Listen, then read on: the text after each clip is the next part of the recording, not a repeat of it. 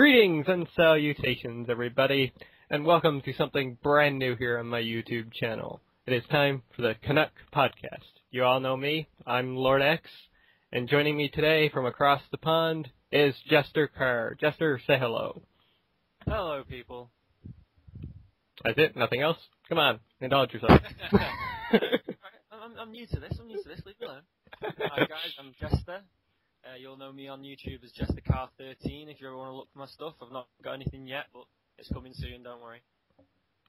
Okay then. So, this is our first time actually doing a podcast of any kind, and yeah, we decided to just jump into it, have a bit of fun. We have a bit of a structure coming up, but it might change as we go along, yeah. Yeah. So, yeah, let's just dive into our first little section here. The games of February. We're both big gamers, so we decided this would be good to look at what's coming ahead, what we may or may not be picking up. Okay, so, well, the first thing we have here is, well, tomorrow for me, Fire Emblem Awakening comes out. Yes, 3DS. It's actually the same for us over here as well, UK and Europe at least. Oh, cool. I'm kind of thinking of picking up. I've never played any of the Fire Emblem games, though. Yourself? No, I've never actually heard of him personally. So Really? it'd be interesting to have a look at, I suppose, at the very least. Well, I'm not sure about the story or anything, but I know that they're turn-based strategy games. Kinda, I think, in the style of Final Fantasy Tactics, but different. Well, yeah, but that's actually that's a style of game I'm quite a fan of, actually. I thought Final Fantasy went downhill when they started to try and wean that out. So, if that's really the way it is, I probably will try and give it a go, yeah. That's good. Alright, well, the next big one we have here is, I think, a game that both of us are a fan of, and that's Dead Space 3. Indeed. Looking forward to this one quite a lot myself, actually, yeah. I'm still kind of concerned about the whole co-op thing, though, but, well, the fact that it's optional is always a plus. I mean, True. To compare it against another game, it's just the best way you can really think of games, if you compare it to the patterns that are already out there. Resident Evil, a lot of people complain that the co-op in that ruined the scary feel of it, but you have the option to back out and just have one player, so... Yep, that's always a good thing. Yeah. I am kind of interested in their online co-op, though, where if you're playing, you might be able to see something that your friend doesn't see. And I suppose if you're not actually in the same room as another physical person, that could probably only add to the effect, really. Very true. Still quite dissociative in the sense that you're still alone. Yep. For the most part. So, yeah. So what's the release date for that for you? For here, it's February 5th, so this coming Tuesday. Yeah, we're waiting another 3 days till February 8th for it over here. Well, so, not a long wait. Don't rub it in too much, please, X. No, not. I'm not picking it up right away anyway, so. It's probably a good idea, actually. Yeah. Okay, next up, for February 5th again, we have Fist of the North Star, Ken's Rage 2. I'm not sure. I'm not familiar with. Yeah, me neither. I think I've seen the first one, just never played it. After that, we have Sly Cooper, Thieves in Time, a game that I'm really looking forward to. For those that are interested, the Ken's Rage one for UK and Europe release isn't until February 8th again. But interestingly enough, Sly Cooper, Thieves in Time, people in UK and Europe, they're not getting that till March 27th, possibly 29th. It depends on which source is accurate. Oh, wow. That is a big gap for a game like that. Yeah, it should be kind of interesting, and they've got the neat cross-buy feature with that one too, so when you pick up the PS3 version, you get the Vita version for free. Oh, that's quite good, yeah. Yeah. I was unaware of that. Yeah, but now you know. Now I know. But, yeah, it looks pretty good, and they've got it down at a discounted price now of $39, so you're pretty much getting 2 games for $40 here, which is... I think it's £40 over here as well, versus... I think as conversion goes, I think that's slightly more for us, but that's probably got something to do with tax or anything else, really. Yeah. Still, though, it's a great price for the game. Yeah, indeed, yeah. And it's a great series, too, so really looking forward to playing through that story. Alright, so next up here on February 7th, we've got Fist of the North Star, Ken's Rage 2 again, but this time for the Wii U. Yeah, apparently only the eShop is offering it. Huh. Interesting. Well, that's the information I get from IGN UK anyway. Mm-hmm. Huh. I wonder what the file size on that will be then, seeing as Probably quite large, looking at the graphics of it. Which is interesting because the Wii U, the deluxe model anyway, only offers 32 gigabytes of space. So Really? Wow, yeah. Oh, God. Yeah. Oh, that's the clear of that new release. Yeah. With the base model, I think only offering 8 gigabytes. I don't know what Nintendo's thinking there with storage. That really surprises me, given how I would have expected it to be more. Because with the handheld, the controller for the Wii U having that screen on it, Mm-hmm. and it has the capability for you to explore more of an image off the screen if you move around. Yep. I would have expected the storage to be larger. Mm-hmm. Yeah, but That's just me. Mm-hmm. Yeah, me too. Don't know what they're thinking. I think you can plug external hard drives into the Wii U anyway, so you can get more storage that way. Still, it's something extra you have to buy. Yeah. But most hardcore gamers would do that. Yeah. Okay, here on the 8th, well, we got a game. We Sing 80s for the Wii. Indeed. Okay, moving on. Yes. Yeah, let's see. February 10th, we've got Brain Age Concentration Training for the 3DS. Another one for us where we're waiting quite a while. We don't actually get that till, in the UK and Europe, we don't get that till April 12th. Oh, wow. Big gap there for us, yeah. Indeed. Well, luckily enough, it's not really a big game.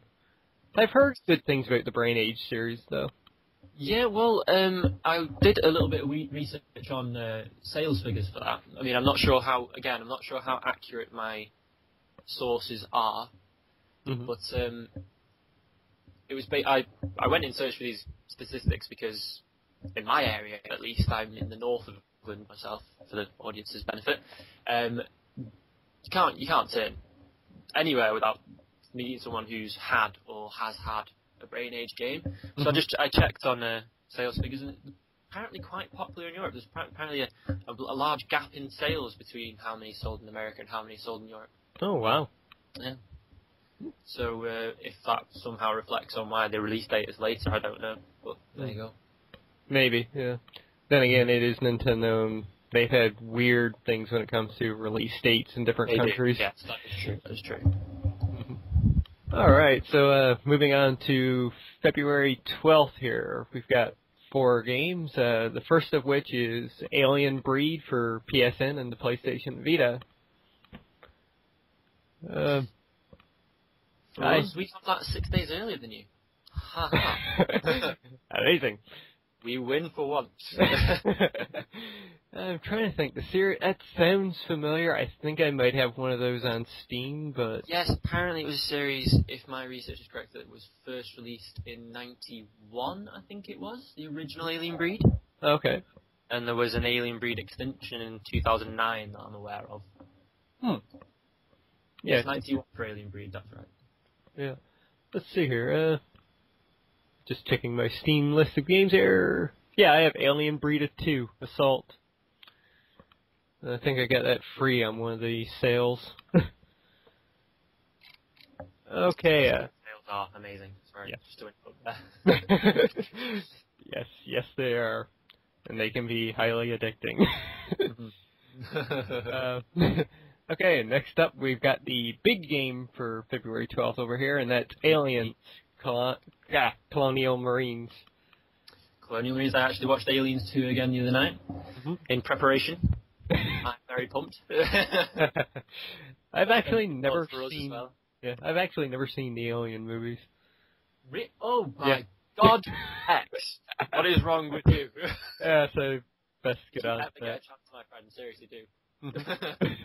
Yeah, they weren't my style of movies as a kid, so... Yeah. Reason enough they weren't mine, but my brother still forced me. I came into horror at a very young age, my friend. I did. Yeah, I've never been much of a horror fan. But anyways, the game is looking really good, I have to say. It really is. And it's done by Gearbox, so... You know it's good then. Yeah. Indeed, yeah. Then we've got a game that's been out over there for a while, Pro Evolution Soccer 2013 for the 3DS. It has been out here for quite a while. Mm-hmm. February 12th release for you guys. For us, it's been released actually for 3DS at least since November 30th, 2012. Mm-hmm. And doing Pretty straight over my head, but that's not a surprise because I don't really like football. Me either, so... Yeah. I think I've played one soccer game in my life. Yeah, actually, I think that's the same for me, and it was actually a Pro Evo. I think it might have been FIFA for me on the original PlayStation. Okay, next up we've got another 3DS game, one that's been out on consoles and PC for a little while now, and that's Sonic and All-Stars Racing Transformed. I've actually heard good things about this one. So have I, yeah. I know that the Rooster Teeth guys, quite a inspiration for both of us, I think I'm right in saying. Indeed. Yes, Miles is a very big fan of Sonic, and he's been very excited for this. Mm-hmm. It does look really well, and I think on the Steam version right now, there's actually 3 extra characters, like the Heavy from Team Fortress is one of them. Seriously? Yeah. That should be fun. Mm-hmm. Yeah, just waiting for it to go on sale and probably going to snatch it up on there. Indeed. So that's February 12th for you in the UK and Europe. For anyone listening, that's February 8th for us. Interesting. Okay, moving on to February 19th, we've got 2 big releases coming up. The first of which is Crysis 3, the game that may make your PC cry. Yeah. I haven't played the original. I have it, but haven't gotten into it. I played some of 2 and thought it was a really nice looking game. Gameplay wise, not a big FPS fan, so it was alright. It was good. I'm quite an FPS fan, first person shooters, but Crysis was never one I actually got into myself, but I have seen it played. And the second one in particular, quite smooth graphics. But as you said yourself, it's definitely a precursor to why this one will make your computer cry. They've released the specs, and yeah, I think I can run it on normal settings or high, but the best settings, not a chance. Yeah, I watched it played on console. I can't remember what console it was, but there was at least two occasions where it crashed, like Crysis 2. So. Whether that's an isolated incident or a pattern, I don't know. In the UK and Europe, that game is actually released February 21st, so we're waiting 2 days more than you are. Not bad. Because games over there usually release on Friday, if I'm correct, right?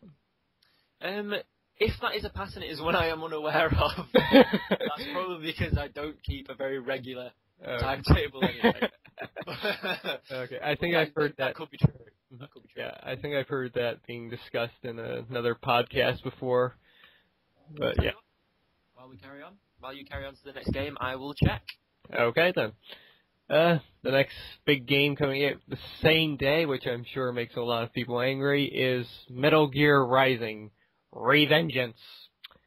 One of the oddest titles I've ever heard, but that's Kojima for you. Yeah. It looked like a good game. Have you played the demo yet?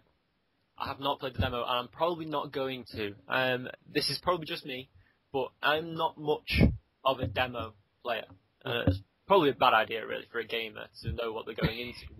You really want to be playing the demos, but in general, I don't. I tend not to play demos. That's understandable. I'll tell you why, specifically. I try to avoid... The matter of release dates, I'm just going to tell you. Okay. I think you are correct. It does seem to be Friday being the predominant day. Okay. Right on. Over here it's Tuesday for whatever reason. Unless you're Nintendo, and then it's Sunday and Monday, because they like to be weird. Nintendo's Nintendo. Yeah, exactly. They're weird, but you still love them. Yeah. Yeah, Metal Gear Rising: Revengeance. I did give the demo a try. there's a video up over on my channel of that. It was actually a bit of fun. The cutting mechanic. It did look like fun. It did look like you were having a lot of fun. Mm-hmm. If only for the cutting mechanic alone, just going around slicing up anything in sight. I think Platinum Games reduced the amount of stuff you could cut. I think in the original build that Kojima alone was doing, they were able to cut anything, and they pretty much just broke the game. Because you could cut through, because you could cut through buildings and just, flatten them out. Yeah, it is looking good, and Platinum Games, they've got a good track record. They do. Mm-hmm. For us, that is a February 22nd release for the UK and Europe, for anybody listening. Cool beans. Alright, so, moving on, we've got February 26th, 4 games here. Nothing really big except for one, in my opinion, but first one is... For you. Start with the big few. The big few? Okay. Well, the big one is Rayman Legends for the Wii U. Oh. If there's one game there that's wanting me to buy a Wii U right now, it's that one, because it looks absolutely fantastic. Now, you see, of these 4 titles, and we will tell you all 4 in a second, we're just comparing notes here. Mm-hmm. Of the 4 titles in this list, the one I'm most impressed with, personally, is Dynasty Warriors 7 Empires. Really? Yeah, but I'm a big fan of the Dynasty Warriors series. Mm-hmm. So, and I do hear Rayman Legends is a good game, but I was never into Rayman in the first place when it was originally quite big. So it just really plucked my heartstrings in the same way, if that makes sense. Okay, true enough. Makes sense. But yeah, Rayman Legends, just the stuff they're doing with the level design with that and the music, it looks great. I'll send you a video after the podcast showing a level that they demoed with the song Black Betty, but their version of it. And the characters actually move in tune with the song. It's that is fantastic. Yeah, it is. It is absolutely fantastic. I loved Origins too, so this one really has me excited. Okay, well, we've mentioned Dynasty Warriors 7 Empires. PSN? Yep, I think I've played one of the Empires games. Might have been 6, or was this one 8 before, and now it's just a PSN release? I think that is the case. Yes, I think it's already been released physically. Yes. Oh, okay. Now it's PSN. Yeah. Okay, yeah, I think I've played this one then. It was alright. I've never been a big Dynasty Warriors fan, though, so, yeah. Well, it is a very specific interest, I suppose. Mm-hmm. Indeed. It's hack and slash, but it's also quite historically based. It's quite enamoured in its... Yep. That's the wrong word, enamoured. But let's stick with it. In its historical basis. Mm-hmm. Yeah, I think my problem with the games have been just they're a tad too bit tedious. Yes, there is a big element of that as well, I will admit. And this is coming from the guy who loves RPGs now. Hours and hours upon grinding.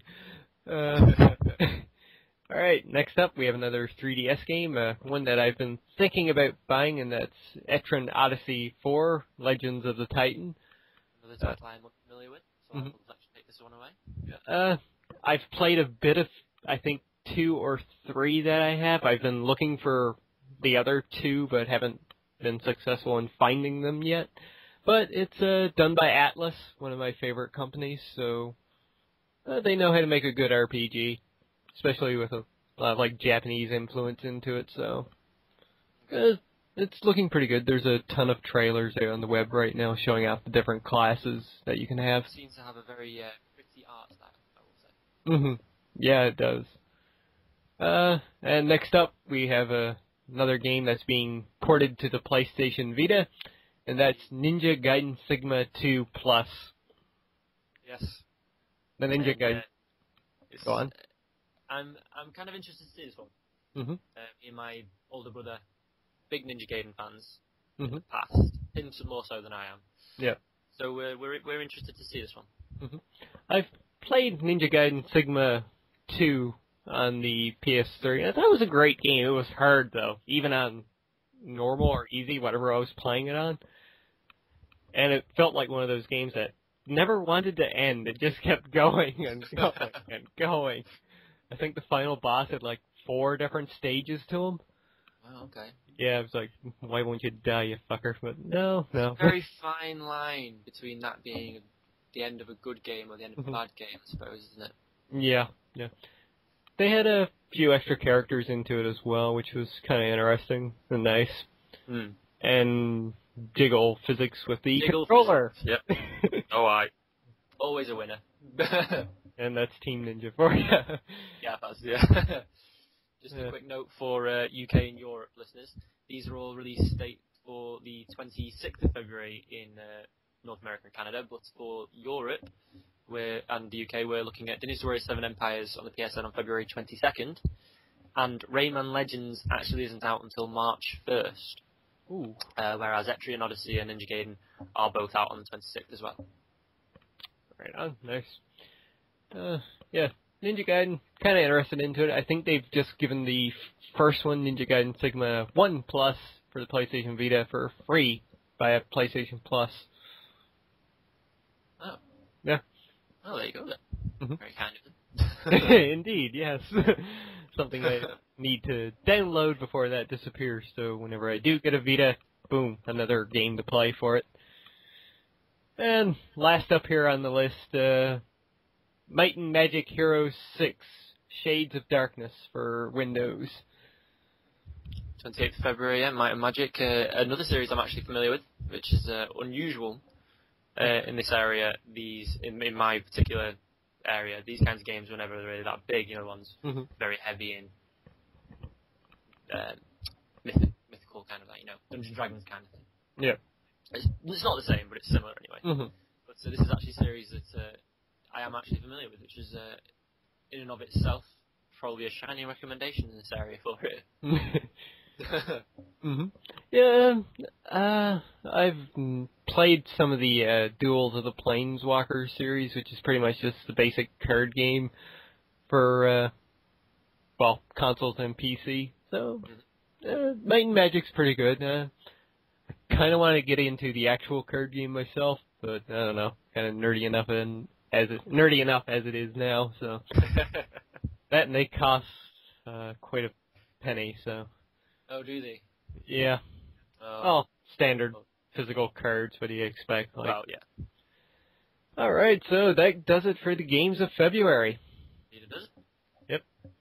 So, not a bad selection for this month. Some solid titles in there, yeah. 2013 getting off to a good start now. Also for February, I didn't mention it, wasn't here on my list, but I think for you guys over there, Ni no Kunai just came out on the 1st. I believe it did, yes. Actually, I was talking to a friend over here about that, actually. You've talked before. And I will admit that I am not huge on the... Would this class as a JRPG? I suppose it... It is, yeah. Yeah, I suppose it is, yeah. I'm not a massive fan of these kinds of games post Final Fantasy IX. Final Fantasy IX was the last JRPG-esque game I've played. And it was amazing. It was amazing. That was a really good one. Since then, it's not so much that I've been avoiding them, it's so much that I've just not had the opportunity to play one. Yeah. Well, I can kind of ease your concerns about the game and tell you now that if you love Final Fantasy IX, you would love Ni no Kunai, because they go back to that kind of atmosphere and feel, even with the battle system. Definitely be one added to my list of to tries. Once again, there is a demo out, so if you want to give that a shot. Yep. I probably should. Yeah, I'm right. You know, we've already discussed it. I probably should. I think it just involves 2 boss battles and areas. Just a note, you will get your ass kicked because the battle system is kind of unique. Oh, okay. It is a bit hard to get into, yeah. But once you do, it's pretty much a cakewalk. So. Yeah, that's fine. You know, games are good. The best games keep you on your toes. Plus, the game looks absolutely beautiful. It does. It's Studio Ghibli, isn't it? Yep. They did the artwork, and Level 5 did the game. Yeah, so Studio Ghibli, anything they're involved in, automatically interested. So there you go. in the book, and we'll talk about the game a little bit more later on in our what we're playing section. All right, so that does it for games of the month. Moving on, we got some news stories here, a mix of both movies and games. All right, so did you want to start off with the big one with Sony first, or we may as well? Sony, their codenamed Project Orbis specs. Some rumours and specs have been released. Yep. No final word yet, obviously, on exactly what they are, but that is supposed to be coming soon. February 20th, they're holding an event in New York, which I think will be live streamed to everybody, so yes, something to keep an eye on. Indeed. It was quite surprised in most of the online community that they were revealing pre-E3. Actually, yeah, indeed. I suppose. Especially this early. I suppose they had to act quickly though, because there are a lot of concerns that the leaked information might actually be very accurate. Indeed, yeah. Plus, not to mention, they're revealing now, which is a really good time if they do drop the PlayStation 4 on us, February 20th information, and they're releasing it, say, in, I would imagine, October or November if they do. It's a good chance for people to say, hey, now I can put money aside. I know what's coming. I can buy it day one once it's out. Yeah, that's a very good point, actually. That's very smart marketing. I'm extremely excited for the event. Major PlayStation fan myself. Yeah. So, yeah. So what do you think's going to get revealed at the event then? Like, price-wise, specs?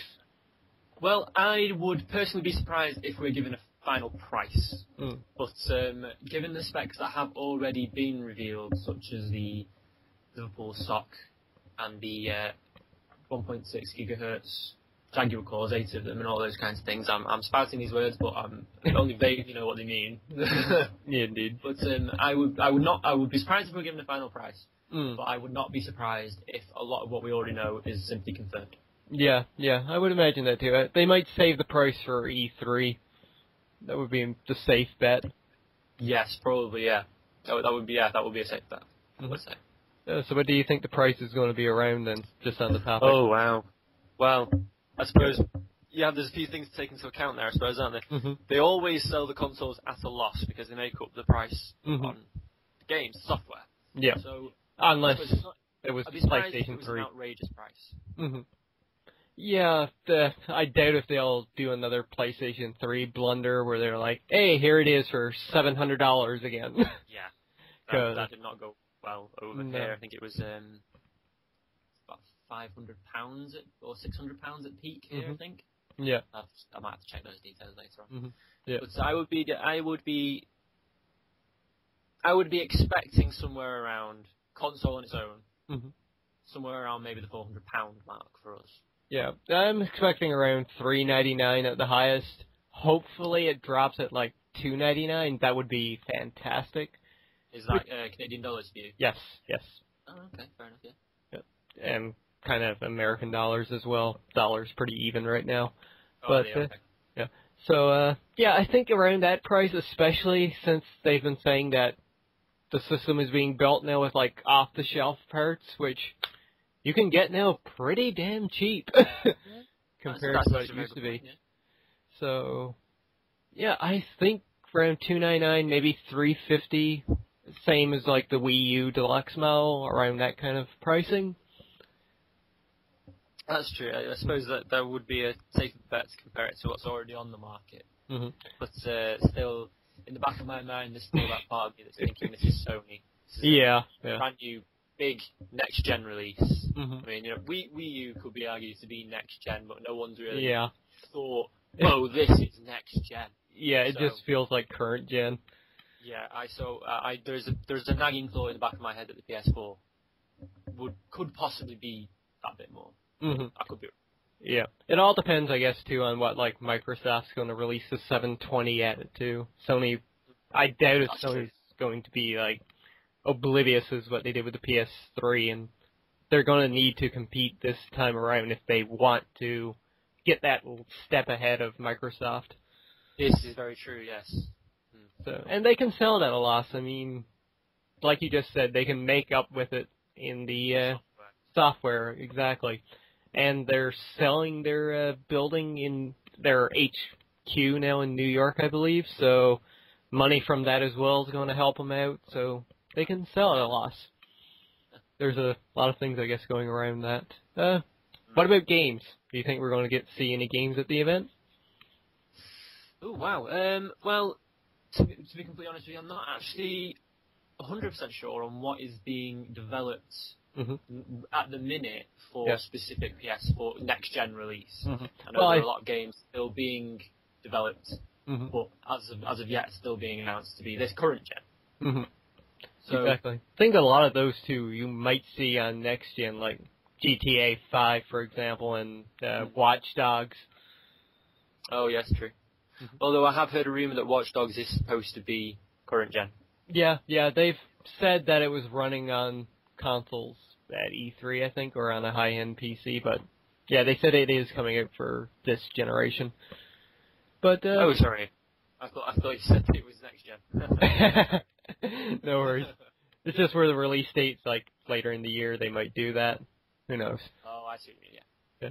But although I have heard, just to interrupt for a second, I have actually heard that they are developing. What is it? Quantic Dream, the makers of Heavy Rain, have been developing new face. What's the term? Not face recognition software. The how realistic their faces look in Rain. They've been developing an even further step of this. There was a video they revealed at the last E3 called Kara or Kira? Yeah. Yeah. Apparently that's could be a precursor to a new title. So we could be looking at next gen for that. Yeah. They've also got their other game that's coming out this year too, Beyond Two Souls. Of course, yeah, I forgot about that one. Yeah. That alone looks amazing. It does. What they can pull off for next gen, well, I guess we'll blow our minds if that's the case. Very much so. Let's hope so, anyway, yeah. Going back to the event there, as for games, I think it's safe to assume that stuff like Uncharted 4 is coming. Oh, yeah. Maybe Infamous 3. Maybe Killzone 4. So, it's 3, yeah. Probably Killzone 4. So yeah, I think in terms of games, we're just going to get like Sony saying, "Oh, we've got this studio doing this, we got this one working on something else." I think it's safe to assume that they're going to say that their studios are working on stuff for them, and maybe some third-party studios are working on things. Who knows? We may get some footage or maybe a sizzle reel of like different game logos. Indeed. Fingers crossed for Saints Row 4. Well, we've got to rely on Deep Silver now for that one. Yes, we do. I'm actually quite happy about that trade-off, though, to be honest. I think they could pull it off. They could, yeah. Might get something a little more, I don't know, serious from them. Maybe not. No, I would hope they don't go that direction. Yeah. I always look at Saints Row as being the anti-GTA? Yeah, the other end of the spectrum from GTA, where they can be more silly. Yeah. Whereas GTA started to get a lot more serious. Hopefully so, yeah. Alright then, so that's the Sony news stuff. I guess we covered everything. Footage of games, not likely. Maybe something. We might get. Yeah, I'd be surprised too. Maybe we get significant anyway. Yeah, maybe we get Nathan Drake just saying, "I'm coming." That would be good. Yeah, that would be good. As for a release date, I think it's safe to assume maybe sometime in the fall or first quarter of 2014. I would hazard a guess at the fall or somewhere around that mark for Christmas sales, possibly. Yeah. And they want to get out before Microsoft, so if they do, it'll be smart. Okay, then. Let's take a turn away from games right now, and let's go into movies. Got a couple of notes. Right there. The first of which is more information coming out from X-Men Days of Future Past by Mark. And I'm sorry, I just have to interrupt here because I know we've discussed this before, and I may be on my own here, but I am scared that this film is going to be bad. I have the same concerns as yourself, yes. But on the other hand, I do like Bryan Singer as a director, Superman Returns aside. He directed the first two of the original X-Men? Well, not the original Yes. X-Men film. Yeah, he directed X-Men and X2. Yeah. Of that trilogy, those were easily the better ones. It was the third one that really... Yes. And the fact that they have... ruined, even though it's the right word. Yes. but so I was a little bit concerned about where this film was headed when I first heard that all the same actors and characters were going to appear in it. Mm-hmm. Same here, yeah. But I don't know. They might make something work with like doing multiverses or something like that. I can live with it if they do multiverses. Yes, the more I read about it, considered the multiverse idea, yeah, I will admit that I'm less trepidatious. Mm-hmm. And I mean, who knows? We might get just the main cast from X-Men First Class being the main story and just glorified cameos from the rest of them. Hopefully so. Mm-hmm. Especially from Hugh Jackman as Wolverine. I do not want another movie being centered around Wolverine. Yeah. Because that was my main problem with, like, the first two X-Men movies. 3 as well, but more problems there. But the stories were always Wolverine-focused. They were very, very Wolverine-focused, which was a shame. He is a good character. Indeed. And he's obviously very, very much a fan favourite, but there was so much opportunity where the film could actually have been what the title was. Yeah, exactly. And besides, Wolverine right now, he's got his own movie coming out later this year? Or next year? Thieves, yeah. Yeah, The Wolverine, which could be interesting. Could be. They're separating him from the rest of the X-Men cast and bringing in, like, Silver Samurai and that, so could be good. That's good.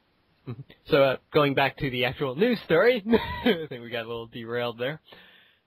Mark Miller confirms that Sentinels are going to be in this movie. Indeed, he does. Which is something I am absolutely excited for, and will probably be the main reason I see the movie now.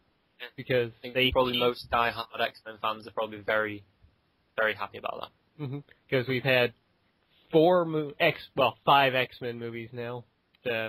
3 good ones anyway. And we've only got a slight tease in, I think it was The Last Stand where we saw one of their heads. Yes. Yeah. So hopefully now we're seeing them in a big way and they just kick ass. I will not be disappointed seeing Wolverine slicing one of those to pieces. Indeed. Staple moment of any decent X-Men cartoon or comic that involved the Sentinels there, yes. Now all we need is Apocalypse for the movie and we're set. We don't want to pack too much in there. We stayed up with it all last time. Very true, very true. Maybe some kind of teaser like Thanos at the end of the Avengers. Yeah, that would be good, yeah. Okay, another bit of movie news here, going towards the side of Disney now. And that is, J.J. Abrams has been confirmed as the director of Star Wars Episode 7. Yes. We'll see how he comes to this, because J.J. Abrams, obviously, very famous for Star Trek, the new series of the Star Trek films recently, and he's got another one coming out soon as well. Yep. So it'll be interesting to see what kind of theme or thematic approach he takes to Star Wars as well. I'm actually really excited about this. I love him as a movie director, so I think he can do a fantastic job with it. Oh yeah, no doubt, yeah. Plus, he cannot ruin it as much as Lucas did. That's very true.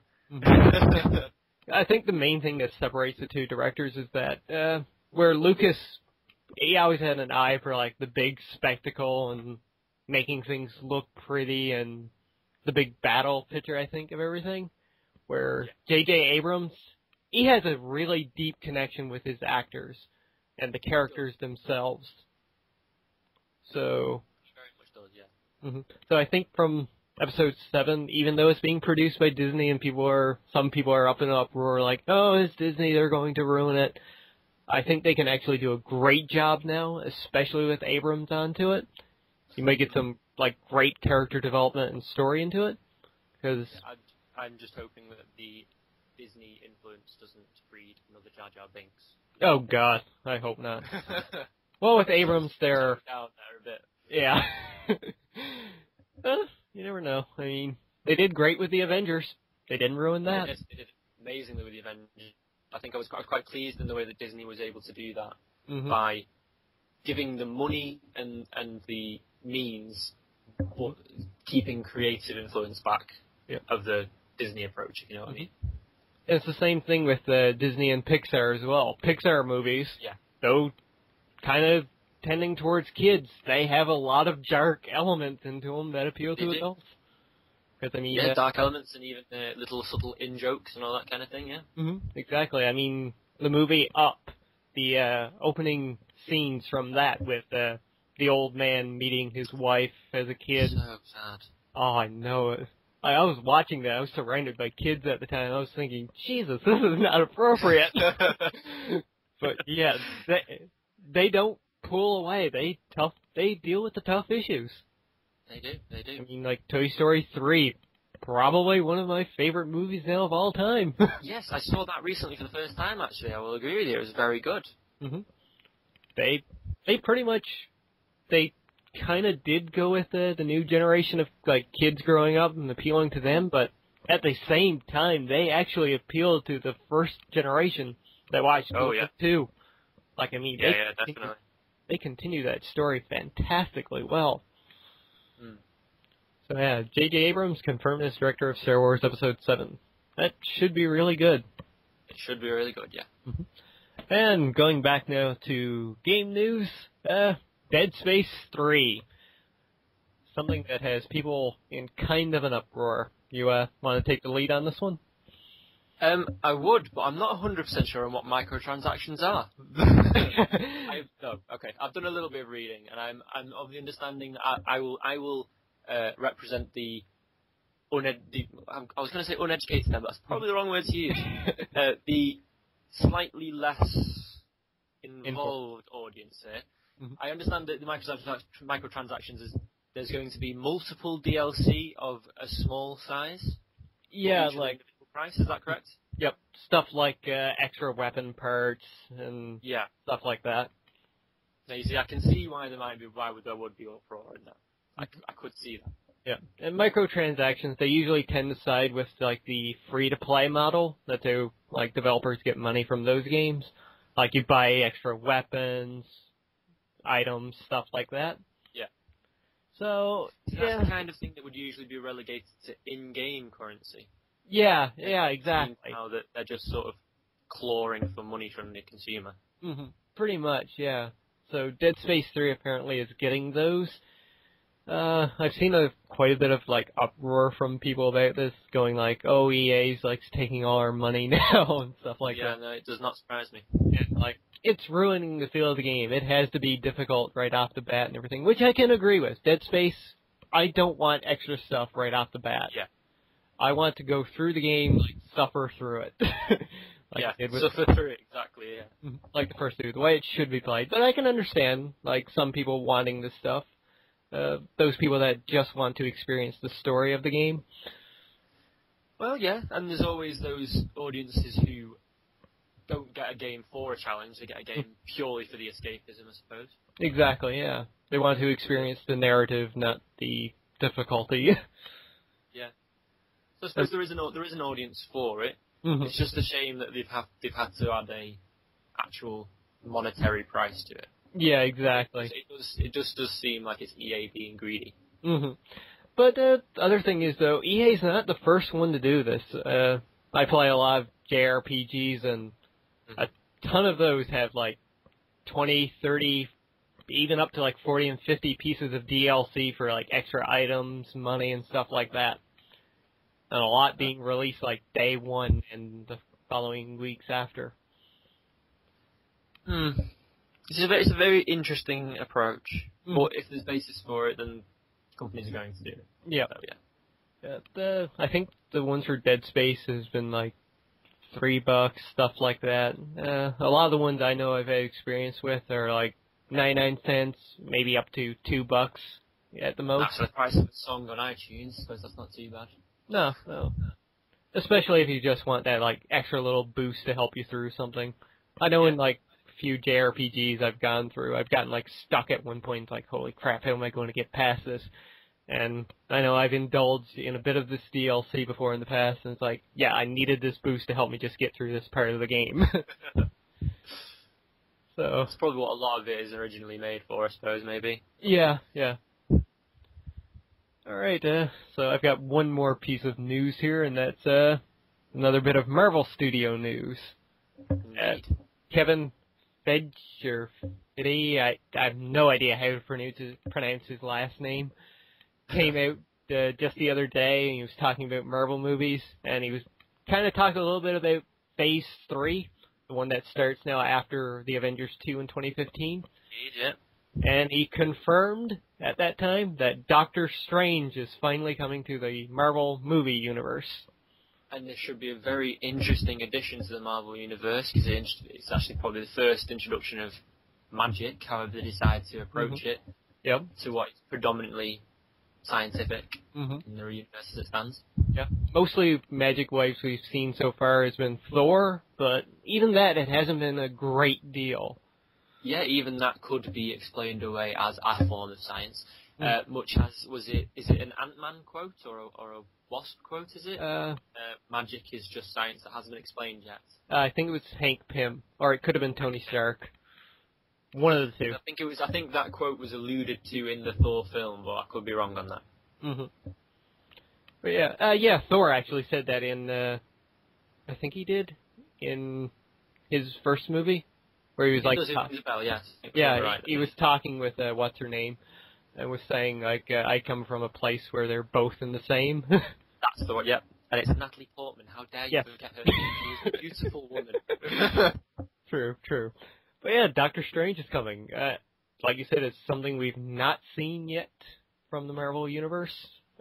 Personally, really excited. I've been wanting a Doctor Strange movie for quite some time now. Indeed, it seems like the kind of film that could be very easily done. Exactly. Tying it into the universe as it stands could be a slight challenge, but still quite easily done. Well, I mean, we've got Guardians of the Galaxy coming next year, so... Uberly excited for that one. Exactly, same here. And that's just going to take things way out into left field. Indeed, but at least it is still scientific. It's space adventure, which we have already seen a precedent of with Thanos, and etc. And this entire, So yeah, really excited. Who do you think they can get to play Doctor Strange? Who do you think would be a perfect actor? Now, you see, I'm really bad at these kinds of questions. But I have been trying to think of this one. And initially based purely on facial appearance, I could quite imagine, is it Jeffrey Dean Morgan? But I think his build's probably he's a bit too broad, maybe. Maybe, yeah. And Doctor Strange is a more athletic build. Well, it all depends on which, version they want to go with, I guess. True, that's true. Personally, I would love to see Hugh Laurie in the role. Oh, there you go then, there. You see? That would be fantastic. I mean, he's already got the cranky doctor routine down pat, so... He does. I mean, that could be great. Or they can go with an unknown actor, which would be good as well. Would be good as well, yeah. Because, I mean, if they want to keep paying Robert Downey Jr., they might want to go with lesser-known actors. Yeah. So that's true. Yeah, it's quite unfortunate in that respect. On that topic, they had to change over to Mark Ruffalo from Edward Norton on pay disputes. Yep. Which was good. I mean, say again? I said which was good. I mean, Mark Ruffalo. Really good. It's a very good choice. I mean, personally, a Hulk film is always going to be a difficult film to make. Yep. Hulk film where it's Hulk on his own. Yeah, which is why we're not getting one anytime soon. But the Edward Norton one was okay. He was a fairly decent Bruce Banner of his own kind. But Mark Ruffalo, he nailed it. Probably had the benefit of being part of an ensemble cast, but he nailed it.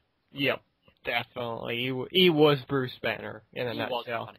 If they could get a good script, with having the Avengers film already done. Mm-hmm. If they can get Mark Ruffalo into a Hulk film, even though it's a Hulk film on his own, and I've already seen Hulk films on their own are going to be difficult, Yeah. I think, especially with the Avengers basis, they could Mm-hmm. pull it off with Mark Ruffalo, because he did nail definitely. that role down to a T. Mm-hmm. And his vision of the actual Hulk Mm-hmm. makes that a little bit more animalistic, Mm-hmm. was also much better.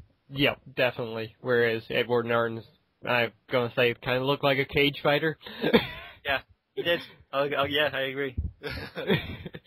But I enjoyed Hulk immensely anyway, so it was one of my favorite of the 5. But, yeah, Mark Ruffalo was fantastic in the role. He signed on, I think, for 6 movies, so... Yes, that's the standard Marvel contract right now. Yeah. So, yeah, hopefully they do bring him back in for another role. Even if it is a cameo in one of the upcoming movies. I mean, I was kind of hoping he was going to show up in Iron Man 3, I'll be honest. There might not be room for him, given Yeah. everything we've been teased at so far. True, yeah. There's probably not room for him. Yeah, especially... On the topic of Phase 3 Marvel Studios, have we had any more news on Ant-Man? and the possible involvement of Nathan Fillion? There hasn't been anything said recently. Well, This disappoints me. well, hey, we've got Edward Norton doing it. It's going to be amazing. Do you mean Edgar Wright? Yes, Edward Wright. I bet. Edward Norton doing it, that would be horrible. Yeah. Oh, God. No, yeah, if that does come to fruition, that will be very much enjoyable as well. Yeah. Well, they do have the release date of November, I want to say 6th of 2015. Still a long ways out, but really clamoring. I want to see that movie. Indeed. Because everybody picks on Ant-Man, says he's a horrible character and whatnot. There's definitely a lot of potential in him. Exactly. It's the same thing with, like, Aquaman. Yeah. Always, There. yeah. Especially everybody makes fun of those two characters so much. But they're both amazing. I mean... They are. It's one of those situations where they seem like they're not, amazing, but if you actually look at things that happen, they do actually play integral roles. Exactly, yeah. And I've read some of the newest Aquaman comic. He's a freaking badass in that. I mean, the guy is powerful. There's no doubt about it. He's just not talking to fish. That's good. Well, let's be fair, even that has its benefits. Come on. Yeah. So yeah, the Doctor Strange coming, awesome. Hopefully they bring out some other characters as well. I mean, Black Panther, I'm surprised they haven't introduced him yet. I would love for there to be a Black Panther film. Recently, I watched the animated cartoon series of the Black Panther that they had, and it was I can never pronounce his name. The Beninian actor, he was in Never Back Down. Oh, Hansu Jimon? Yeah, that's it. Yeah. Something like that. I think that's right. Fantastic actor. One of my very favourite actors of the kind of roles that he does, and he can do quite a few different roles. Never Back Down, fantastic film. Push, fantastic film. Two very different roles, but he brings his own uniqueness to both of them still. And if they ever do a Black Panther, I would love to see him either as T'Challa or even as T'Challa's uncle if they decide to have him as the bad guy. Yeah, that would be fantastic. I mean, or even if I'm surprised they haven't done a TV series, because Black Panther is one of those characters that could work in that way. Because he could be... Go on. I'm just agreeing with you. Sorry. But yeah, he could be stationed in New York, diplomat by day, superhero by night. It works. As long as they get Hansu Jimon, sorry if I'm slaughtering your name, involved, I would be happy. Exactly. And we've got other characters too. I mean, like Luke Cage and Iron Fist. Another two that could easily work. I'm kind of just Night if they wanted to give that a shot. Go slightly more interested. Well, not interested. Slightly more out there approach, perhaps every now and then. And I mean, for those two, they could do a Heroes for Hire movie. It could have action, comedy, everything a Marvel movie has been. up Yeah. to this point. So 'Cause if they went with that group, they could very easily venture into the whole Marvel Knights side of things. So, exactly, yeah. Bring in like Moon Knight and whatnot. Mhm.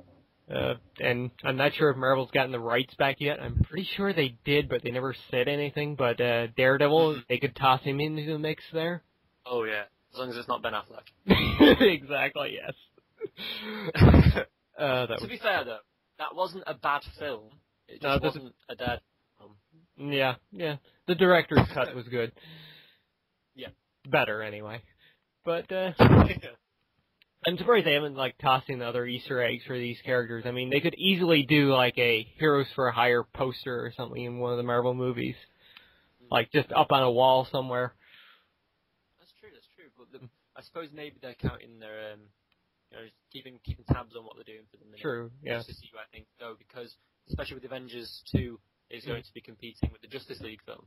Yeah, if it happens. That's true. So they could be, just tightening the purse strings just a little bit, just in case, possibly. Yeah. I don't think they have any worries, though. I mean, they're established now. People know it's going to be good. True. Like, Justice League, I'm way more concerned about, because Warner Brothers has not had the best track record with superhero movies.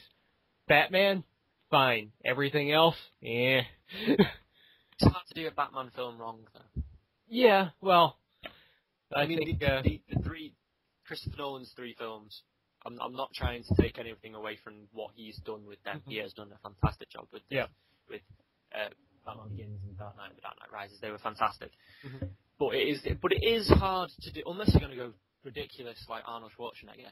Yeah, it's hard to do a Batman film wrong. Yeah, exactly. I kind of hope if they're rebooting Batman in the near future, they kind of go back to a more comic book route, because I want to see characters like Killer Croc come in. Mr. Freeze again would be great. Poison Ivy. But that would be cool. But yeah, there's a lot of potential there. I would love to see a more comic book Bane come back. I mean, Nolan did a great job. Just not the Bane I like. I mean, Nolan's films, they were great films, not great superhero films. That's my opinion, though.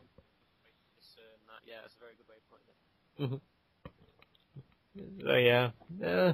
There's other things, too. I mean, Marvel's kind of getting back the rights to some characters. I mean, they have Punisher back now. Hopefully they do something with him again. Something along the same lines in Warzone. I quite like Warzone. Me too. I mean, people give it quite a bit of hate and say it was like one of the worst Punisher movies, but hell, it stuck true to Punisher. Yeah, it was better than the other one. The one that was just called Punisher. Yeah, the Punisher with Thomas Jane into it. Granted, Thomas Jane. That wasn't a bad film, but it was alright. It was good.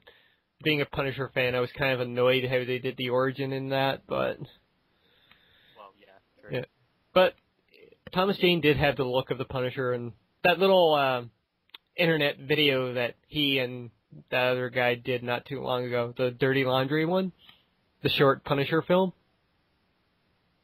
I have not seen. Oh, I might have to send you that then. I'll look at it later. Yeah. I can only assume it's amazing. Yeah, it was called Dirty Laundry. It was actually really good Punisher themed. I guess like little web movie, whatever you want to call it, fan film. Perhaps that's... And it was Thomas Jane in it? Yep, he played the role of Punisher again. Perhaps it's a tease to something that's coming. Maybe. One can hope. I mean, it's unusual for a company to let something like that happen with a face that is actually associated with something they own.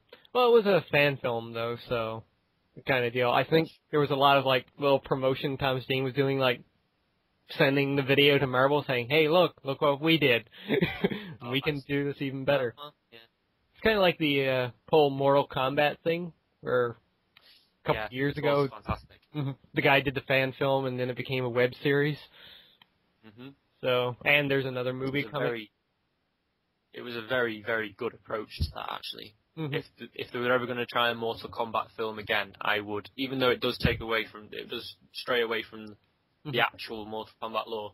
Yeah. I think if they are going to make a Mortal Kombat film, that's the direction they need to take it. Well, It's very interesting, that. Mm-hmm. Well, good news for you, because they are. Oh, yeah. Well, thank you. Because that same director, I think Warner Brothers did pick him up, and they're doing another Mortal Kombat movie. No idea, no idea about filming or release date yet, but it's in the works apparently. I certainly hope it does end up along that same theme then. Mm-hmm. It would be great. So I think that really does it for our news stories. We kind of got trailed off there a bit. It's the best way to do it, really. Yeah, exactly. Good discussion. I think that's it for news. Other things that happened in January, I guess one of the bigger things was THQ going bankrupt. They did. Unfortunately. A lot of great memories with THQ. They put out quite a few great games. They have in their day, yeah. So it came as quite a surprise to me, actually, that they did end up going bankrupt. Mm-hmm. Considering the fact they had so many good games. Mm-hmm. I think it was just them overspending and stuff like that. They kind of got out of their safe zone. No, perhaps, yeah. Plus, unfortunately, Darksiders didn't do too well for them. Yeah, which again another surprise for me. Mm-hmm. And they had some great games coming up too. I mean, South Park: Stick of Truth is looking great. Mm-hmm. The new Metro game looks fantastic. Yeah. And they have They had the WWE license, which was a big boost for them. So yeah. Any news on if that's been picked up by anyone? There's been the last time I checked, that was still up in the air. That one. Yeah, that one and Darksiders really. I think Take-Two has been rumored to picking up the WWE license, but there hasn't been anything said yet, which I'm fine with. Take-Two, fantastic choice. They could run with it and do a great job. Nice. Certainly hope so. Mm-hmm. And hopefully somebody good picks up Darksiders, because, I mean, I've not been a big fan of the series. I've only played the first one so far, and even then not to a great extent, but wasn't that great, but I could see the potential in that series to be something amazing. Yeah. The first one, I was quite a fan of. Mm-hmm. The second one, I've not had a chance to play much of, but I have dabbled, and it was just as good, if not better, but like I say, I've not gotten that far through it. Yeah. But there's certainly potential for the next games. Mm-hmm. I mean, I don't know how they're planning to continue, because I've not got to the end of the second one yet. Yeah. If they're going to have the next, if they're going to have 4 in the series maybe, and then the third one and the fourth one are going to be Plague and Famine, or whichever version of the 4 Horsemen they're doing, or if they're going to carry on with just War and Plague. Not sure. Yeah. But it does look like it could still be quite good. I think one of the developers tweeted not too long ago that they had something like 4-player co-op in the works. Well, there you go. That's promising a good deal then, yeah. Mm-hmm. If somebody actually picks them up. Now, I think, which developer was it? I think it might have been Platinum Games. The head guy behind them tweeted to him saying, like, hey, we'll buy Darksiders on the cheap. So, I would be fine with Platinum Games picking it up. They might do well with it. Alright, I think that does it for our news stories. Yep, I'm not sure if you prepared anything for this, but what we've been playing and watching. I have, I don't need to prepare. I'm always playing and watching something. Very good then. Come at me, bro. Alright, why don't you start? What's a game you've been playing lately? Well, I am a very frequent Minecraft player, but I'm going to steer away from that because everybody says that. Mm-hmm. The game I have been playing a lot of recently is... I've actually been playing the Portal series again. Oh, cool. Great choice. Don't ask me why, but that's because I tend to flip back and forth between old and new games, but I've been playing the Portal series again recently. Fantastic games, obviously. Oh, yeah. The second one even more so. Even incredibly so, yes. But, as for recent games, I'm still playing Halo 4. It's just fantastic. It's a fantastic game. I mean, Bungie and 343, of the recent years, they have been the first-person shooter company to go to. I've never been much of a fan of the COD series. Yeah. Yeah, I agree with you there. And even though Bungie and 343 pretty much only done Halo, it's just a testament to how well Halo is done. Exactly. It's fantastic. There was a little funny thing that came out recently with Bungie. A young fan, I think he might have been like 15 or probably 10 years or younger, he actually bought a copy of Halo 4. It didn't work, so he contacted Bungie about it. Now, of course, Bungie, having nothing to do with Halo 4, decided to have a little bit of fun with this. So they did up a little video. I've seen parts of it where they did this like British guy sat down in a chair, like all formal and whatnot, reading off the letter and replying to the fan, which was funny. I mean, at one point the guy has like he's holding his pipe in one hand, a book in the letter in one hand, and a third hand actually pops up and adjusts his glasses. So they really took this and had a bit of fun with it. But at the end, they actually sent a copy of Halo 4 to the fan. A new copy so they could play. Even though they well, at least it all ended up alright. So yeah, Bungie. Amazing customer service. They're doing stuff even for not their own games. Yeah. So I thought that was great of them. That was just like so funny. I've been meaning to play some Halo 4 though. I still have my cousin's copy. I've gotten past the first level. It is a very, very good game. I'm not finding a lot of time to play it recently around other things, but when I do get a chance to play it, I have a lot of fun. Mm-hmm. My favourite is multiplayer on Halo 4, on any Halo game, since Halo Reach, which actually I think is only Halo Reach and Halo 4 now, I think, on it anyway. But anyway, the multiplayer, fantastic. I mean, it's damn near perfect online multiplayer on Halo Reach and Halo 4. And Halo 4, they've taken it a step above what was already amazing on Halo Reach. Anyway, you can have hours of fun playing online. Unfortunately, my live subscription ran out back in October, so I haven't been able to dabble on the online front for it, so yeah, I've watched enough Rooster Teeth videos to know anyway. Yeah. So, going with myself, recently, aside from the stuff I've been doing for my Let's Plays, I've been dabbling back into Sleeping Dogs again, which is just a fantastic open-world game. It does look very good. Oh, it looks amazing on PC. If it goes on sale again, highly recommend that you pick it up. I shall do. It has the open-world aspect of GTA mixed in with the kind of combat system from the Batman Arkham City games. Yeah, this I've heard, and this is what it's actually been most interesting to me, that they've managed to combine those two factors. Of course, the Although combat... I suppose to an extent, yeah, to an Arkham extent. City. Combat isn't as good as Arkham City, but it's close. It's really close to it. So yeah, that's been really nice. And I think I'm kind of hearing myself now in the background. Yes, for the benefit of the audience, I have a very unique speaker setup going on here, so I apologise if there's any sound issues, but we will address them next time once we've listened back. Yes.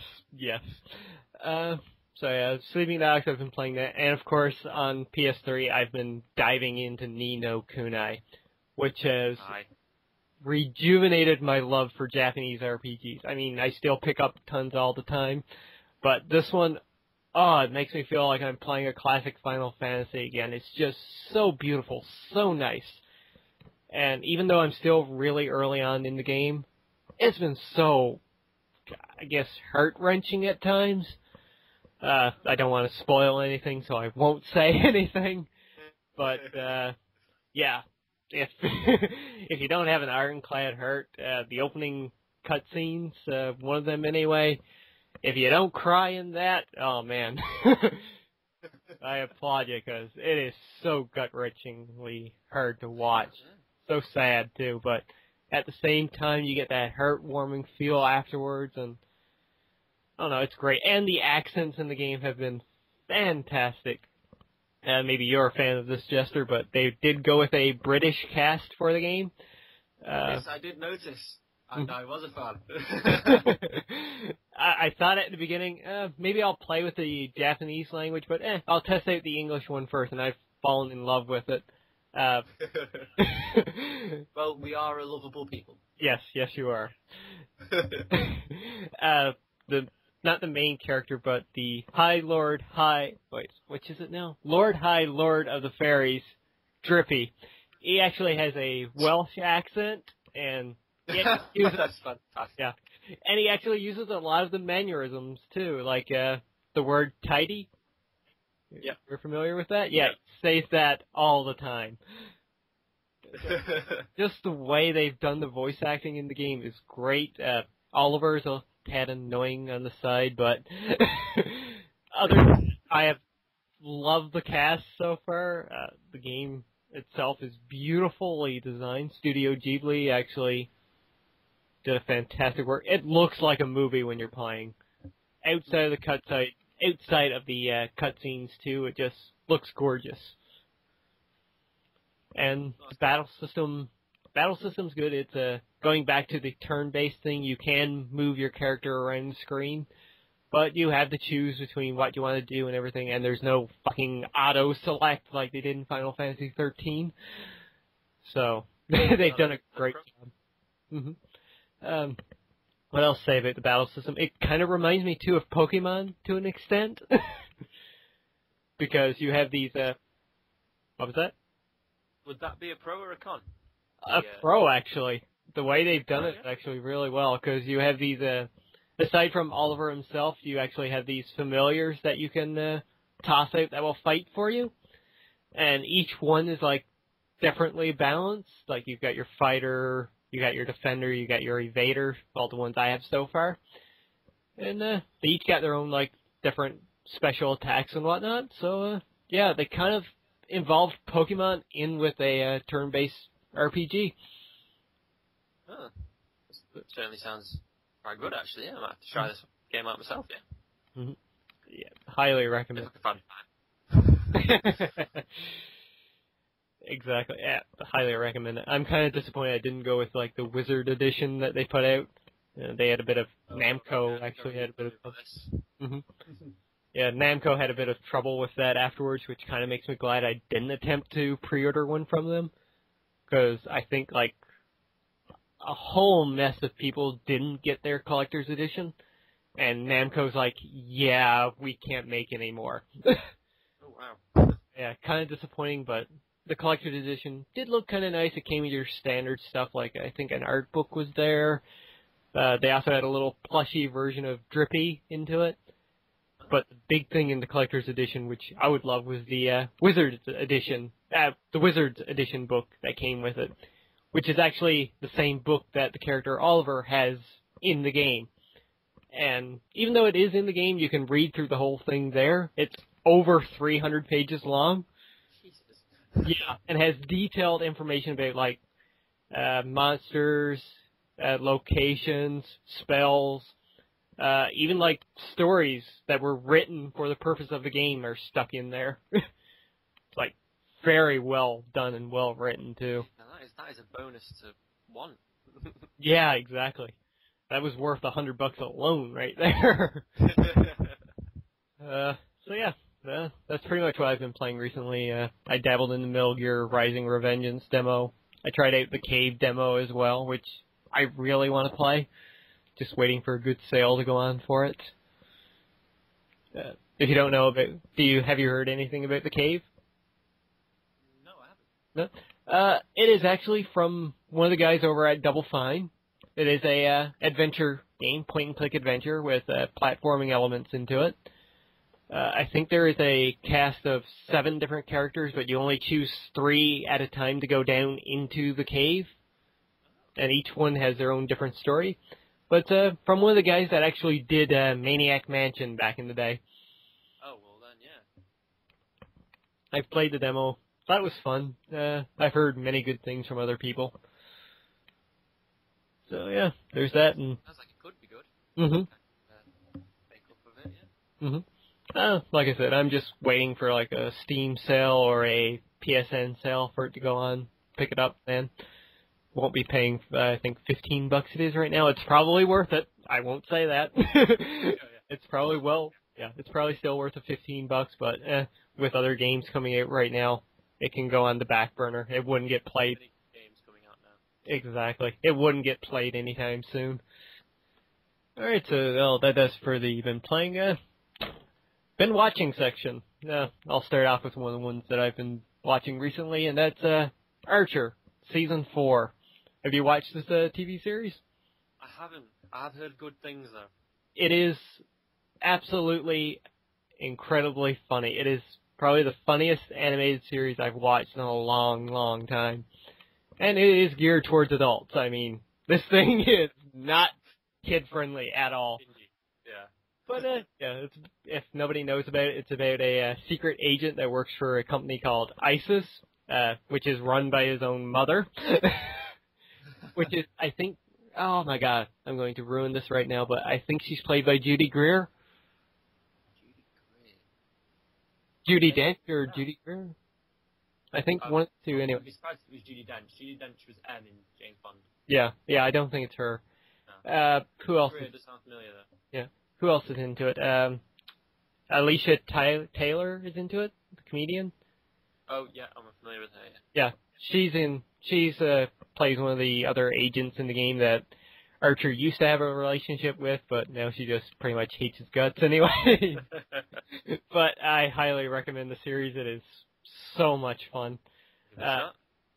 I'll give us a little example. I watched episode 3 last night, the newest one that came out, and one of the characters, he kind of got paralyzed at the end of last season. So the doctor of the company, who is actually I might ruin this now, but I think he is a genetic clone of Hitler at one point. His background story, he was like cloned from Hitler, but he actually starts building bionics into the guy so he can walk again. Archer, of course, hates robots at this point. So he's doing all that he can to stop this from happening, to prevent the rise of the machines, if you will. So yeah, it is so hilarious, so funny. And season 3 actually started off too with a Bob's Burgers parody. I'm sure you've seen that series. Yes, I've seen Bob's Burgers. Yeah, it's very funny stuff. It started off like acting as if the show was actually Bob's Burgers, with Archer as the role of Bob. So, yeah, it was too good. I highly recommend the series. They're only like 12 episodes long, I think, in each series. That's a bit quick catch up then, yeah? Yes, highly recommend it. You'll laugh your ass off. What about yourself? I am not much of a series watcher myself, but I do watch a lot of films. Mm-hmm. And recently I've gotten through a few. Last one was Contagion. I've heard good things. Very good film. Say again? I said I've heard good things about that one. Yeah, it's a very good film. It's let's see if I can remember all the cast. It's Lawrence Fishburne, Matt Damon, Gwyneth Paltrow. Is it Gwyneth Paltrow? No, Gwyneth Paltrow, I think it is. Mm-hmm. And the girl that was in Big Fish with Ewan McGregor. Yeah, I have no idea who that is. I'm getting the box. I'm going to read the names off. Here we go. We've got Marion Cotillard, that's the one, or Cotillard, or how to say it. And Jude Law, he's in it as well. Okay, yeah. It is a very, very good film. It's a very serious film, but it's just a bit of background for the audience. I studied psychology, so there was a theme that went through this film that was very interesting for me. Mm-hmm. It was in the fact that, yes, there's a disease spreading, but there was a big theme about how the fear of the disease spreading was worse, caused society to sort of very nearly cave in, mm-hmm. and things got worse. And Jude Law has a very interesting character in this film. Yeah. He plays I think he's New Zealandish, or New Zealander, however you say that. And he basically just made things worse. And he played the role very, very well.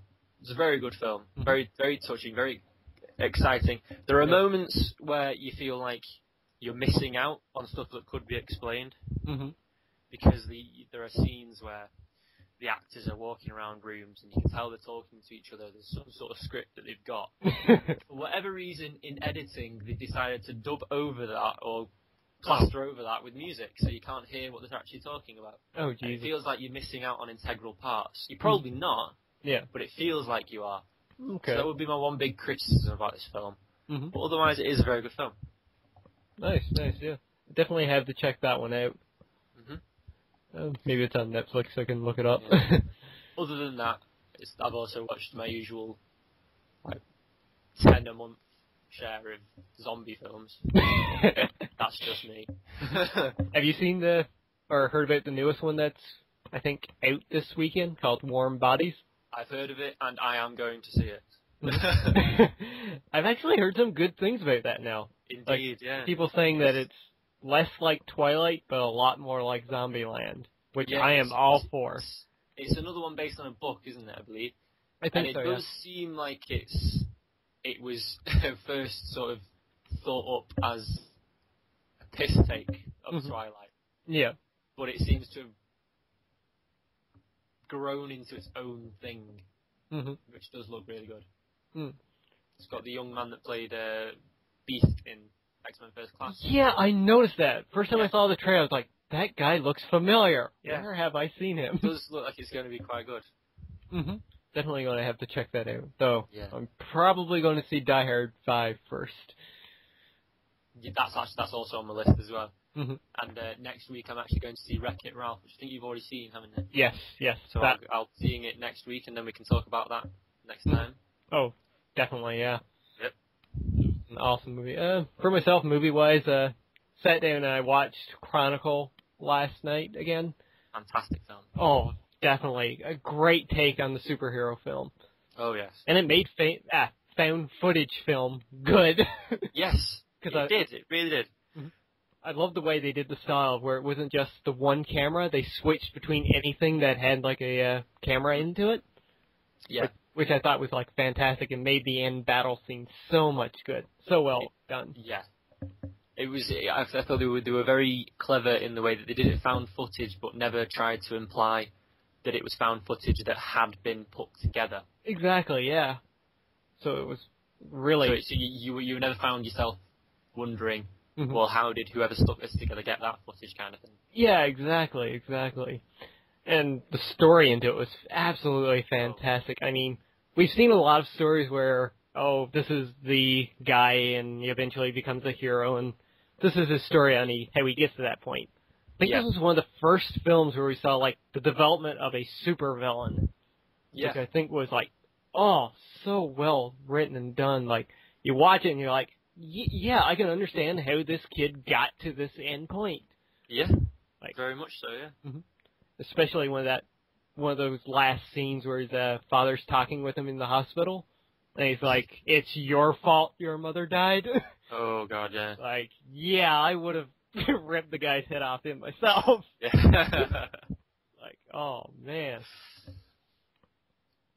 Yeah, that film was absolutely fantastic. And superhero-wise, like yourself with zombie movies, I think every month I have to watch a Marvel film, be it the Avengers or something, but I recently went back and I watched Captain America again. Probably. Benefit there, in that at least the films you watch have a decent budget. It's quite often I'll have picked up a zombie film, and it looks good on the cover, but not so much on the inside. I'm going to directly reference KFZ, or KFZ, as somebody might say it over your end. KFZ? Zombies. Oh, God. The cover of it and the name made me think it was going to be great. If even a comedy, it was going to be brilliant. But watching it, it was the lowest budget, shittiest thing. It was still enjoyable, but I find it hard not to enjoy anything that's got zombies in it, to be fair. But it was so bad. Yeah, but bad movies can be good. I mean, I love B films myself. Yeah. Like, this is far beyond B, though. This is M or N. Maybe Oh, man. Okay, then. definitely might have to look that up. Maybe I'll stick that cover up onto the podcast here for people to see if I can find the version of it on Google. So yeah, okay, yeah, definitely. But yeah, I watched Captain America again. Probably my favorite movie of the first 5. Well, outside of the Avengers, of course, that's my all-time favorite now. But I loved Captain America. I thought it was one of their best movies that they did. The time. I would say Thor was my favorite of the first gen. Yeah, Thor was great. I mean, that came in left field. That was like nobody expected it to be good, but it delivered. I liked it so much. Mm-hmm. I love Captain America because I like the time feel of it, the way they did like the visuals and whatnot. It was a good timepiece too, and True, yeah. that, and I love Tommy Lee Jones. I was saying there, I absolutely love Tommy Lee Jones too, and he just stole that movie for me. Good. Yeah, especially one of those last scenes where they're trying to catch up with the plane in Red Skull. Peggy kisses Steve, and then Steve looks at him, and he's like, "I'm not kissing you." He didn't even have to talk in that movie either. Just some of like the pauses that he did were so amazing. Perfect timing by the guy. Yeah, that's pretty much what I've been watching recently. I've got a stack of movies I've been meaning to dive into. In my pile of yet to watch, I've got something called State of Emergency, which I think is supposed to be a zombie ghost-esque kind of thing, a horror film. Mm-hmm. Act of Valor. I have heard good things about that one too.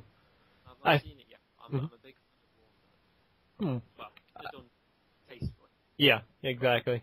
I think that one I've seen that one on Netflix, so I might give that one a watch. We could probably have a discussion about that next time. Something I've been meaning to watch. I was looking through Netflix there last night. I really want to watch Iron Sky. That's one of the B movies on the top of my list right now. The one with the Nazis on the moon? Yes, the one and the same. And with, what's her name? Sarah Palin as the President of the United States, I think. Yeah. The man who played Yori in Red Alert 2. Mm-hmm. Yep. Yeah. So definitely been meaning to give that one a watch, and not sure what else I have around at the moment, but yeah. So I guess that does it for our what we've been playing and watching section. So we're about ready to wrap up here. A little bit of shameless self-promotion, I guess, to end off. Well, anybody watching this knows my channel, so you all know I do Let's Plays and whatnot. YouTube.com/LordX Plays Games. And right now you're getting daily doses of Earthbound and Transformers with other stuff on the side. And Jester, I'm sure you have something to promote. I do. I am currently in the process of putting together my first YouTube video over at youtube.com/JesterCarr13. I will give you a teaser. It involves Portal. Ooh. Which is why I've been playing it recently. It's I suppose you could call it a Let's Play, but I'm trying to come to it with a unique approach to it. I'm We'll sure. see how it works. I'm sure it'll be a huge success. Yeah, well, hopefully so. Let's just take it from the fact that I call myself Jester. I don't tend to be funny. I just acknowledge that I quite often make a fool of myself. So there's that.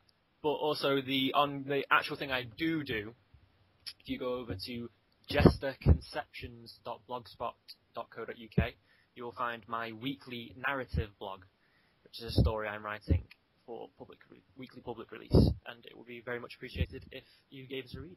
Indeed, go check it out. It is great. I can say so myself. Thank you very much. Yeah, you're welcome. And for all this stuff, I'll provide links down in the description and maybe on the video itself.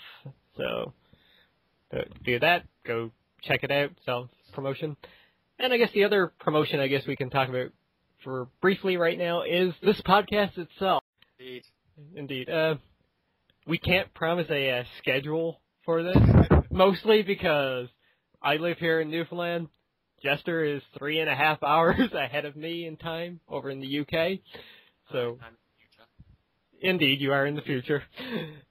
So, time-wise, it's kind of... England. Mm-hmm. That's not very sunny. So time-wise, it's kind of hard for us to actually get together and record, but if we can get it done on a weekly basis, we'll try. If not weekly, monthly. Yeah, exactly, monthly or... I can't see us not managing it monthly at least. Mm-hmm. Exactly. We're not... Anyways, we're not getting paid for this, so it's something fun we're doing, just throwing out there, and hoping you enjoy. Keeps us both up to date with various things, me more so, since most of this podcast I've just been listening to X Explain. Yes, I have no life, so I read up on everything. It's a good dynamic though, because you are the more educated in this area, Yeah. and it's probably quite good. Mm-hmm. Approach True, yeah. for it, that this is how the information's getting across.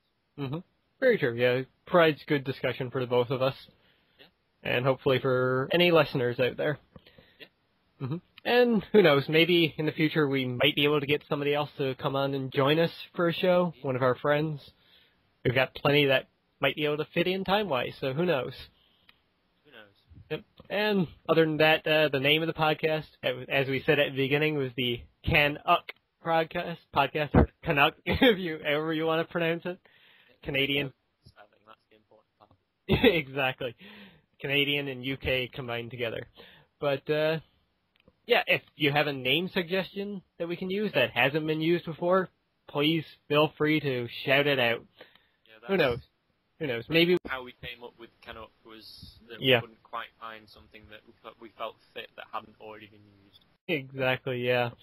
So if you can think of something, hell, maybe we might use it, and maybe we'll even reward you for it. I mean, with Steam, I know I would anyways. I could send you a game as a gift. Don't expect anything high-end now, mind you, but maybe you'll get Cthulhu Saves the World, something like that.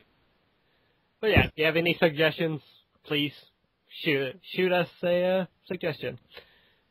Other than that, if you have any questions for us, leave that down in the comments below. Maybe we can add a Q&A section here to the podcast. That would be good, that would be good. Mm-hmm. We'll answer to the best of our ability. So, I think that does it, Jester. It does indeed, X. Mm-hmm. So, hopefully we'll see you next week, if not next month. Exactly. Talking with you. Mm-hmm. Sometime in the future, anyway. We'll be back. Okay. Okay. So, since I brought us into the show, you want to take us out? You put me on the spot now. Exactly. Deal with it. Guys. It's been great. I've been Jester. He's been LordX. And we'll see you next time. Goodbye.